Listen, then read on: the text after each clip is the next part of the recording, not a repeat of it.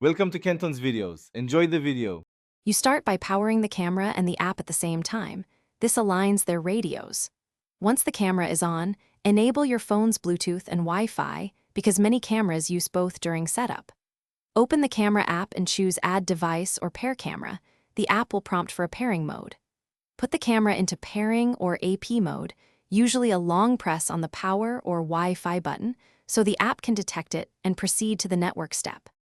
Once detected, the app asks for your network settings. Choose your home Wi-Fi. Many cameras require 4 GHz because range and compatibility matter. Enter the Wi-Fi password exactly and make sure the SSID matches what the camera shows. Then the app may update firmware and ask you to sign in or create an account. Do that so the camera can register securely.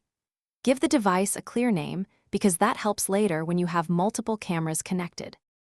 You finish by confirming the live video feed and testing motion alerts. Check audio and recording because these validate a full connection. If something fails, reboot the camera and your phone, then repeat the pairing. This clears temporary conflicts. If the problem persists, perform a factory reset on the camera and rerun the sequence. Power on, enable app pairing, connect to 4 GHz Wi-Fi because a reset fixes corrupted settings more often than you expect. Thanks for watching. Consider subscribing if we helped you.